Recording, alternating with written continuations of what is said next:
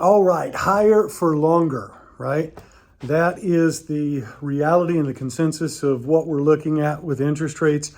I shared with you, beginning of the year, we saw the stock market rally, we saw the bond market rally, interest rates went down about 2 months ago in February, where we had some good data that came out in February. And at the time we shared, our thoughts were that rates are going to stay higher for longer.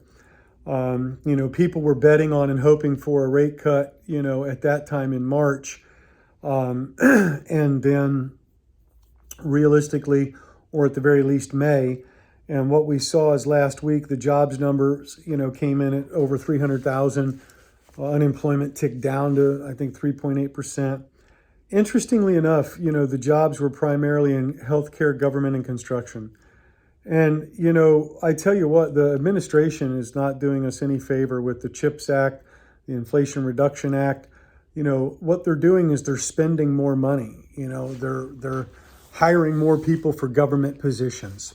They're spending more money through subsidies for building chip plants here in the U.S. They're spending more money on infrastructure. All of that puts money and jobs into the economy, which also pushes up inflation, which we saw at 3.48%, where it ticked up last week as well. It's an unfortunate reality that this administration and the government overall is not working in conjunction with what would be a disciplined approach to try to focus your policies on bringing inflation down.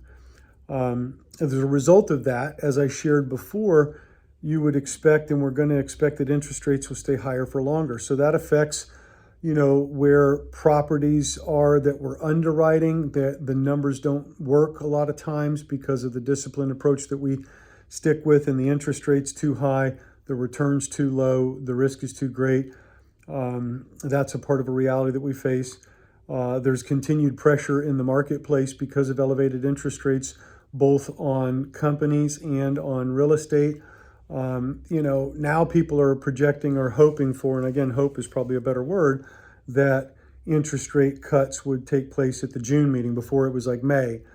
I would probably suggest that that's not going to happen because we have data coming in that the jobs are still strong, inflation is still strong, and they're not going to cut rates to further push the economy and overinflate or overheat.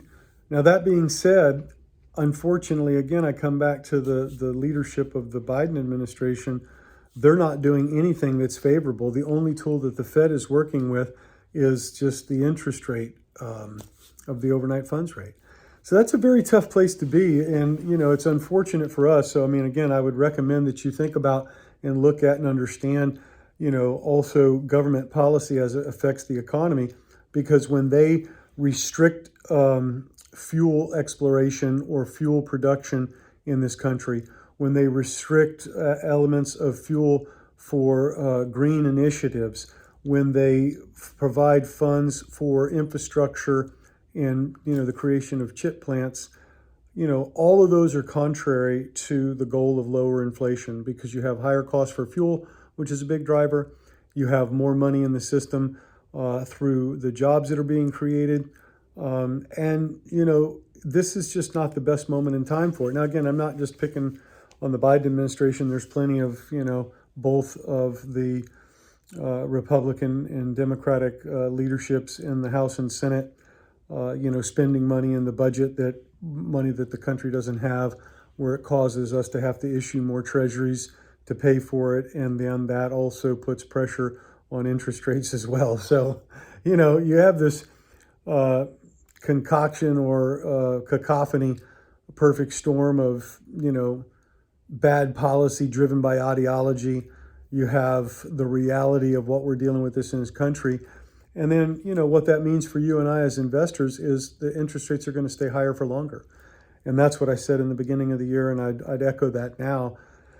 I would probably think on our best day, we're looking at July or September, for a rate cut, apart from any type of, dramatic impact event or, breakage that happens in the country. So again, with that, you want to be planning for that And, as you move forward, recognize that that's going to be most likely the environment we're in, and it's going to be a slower process going down. And I'd also recommend to you to look at and consider economic policy when you look at also in your voting and review and analysis in the coming November election as well. So, hey, thank you so much. You have a blessed and victorious week, for this is the week God has ordained for you.